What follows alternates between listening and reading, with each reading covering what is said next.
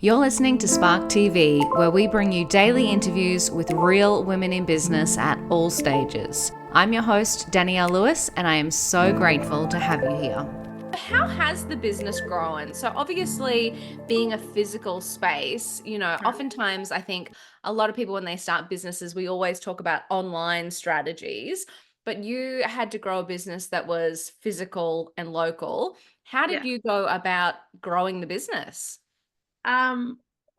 So we bought the business almost 2 years ago, like in a week, it'll be 2 years. And it Yep. was very much in a state of decline. It had a Mm, reasonable, okay reputation, but it was definitely not in a growth phase.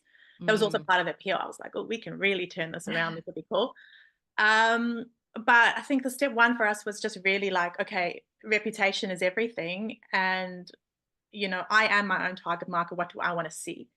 So we made sure that our customers were very aware that what you want, we want, and we're going to give it to you. So you want a clean playground, it's clean, and we're going to show you we clean it, and we're going to clean it. And it's going to be obviously clean. Mm. We repainted, we made the menu healthier, we got rid of all the deep fryers, and we made sure everybody knew.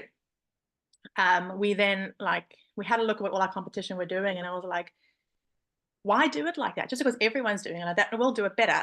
So we do birthday parties and you know, I get the ease of just having like a mural that's always on the wall and then using some themed plates. But I was like, but if that was my kid's party, that's not okay with me.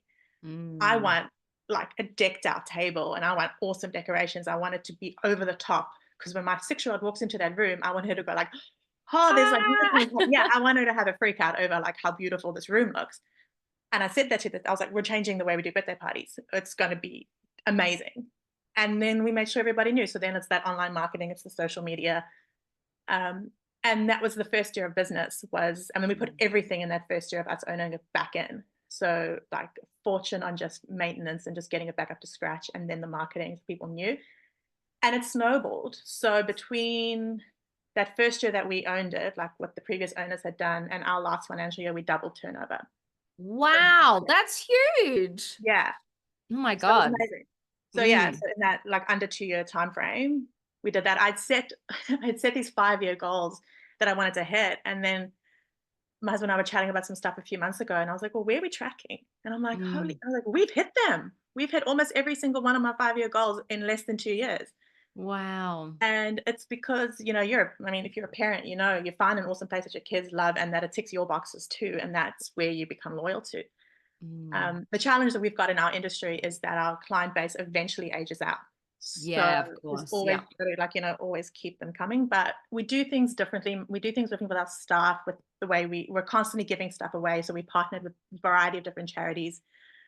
I guess because of our no child missing out ethos, we don't want kids to miss out. So we donate like, I don't even know, into like $40,000 worth of entries a year because these kids, if their Wow. families can't afford to come to somewhere like us, because you can go to a free playground outside, that's fine, but it's not an indoor playground, it's not that environment. But if you got a free Mm. ticket, you can at least bring your kid there once, and they can say they've been there too and had that once awesome experience. So we do a lot of that, and I think people can kind of feel the heart behind what we're doing.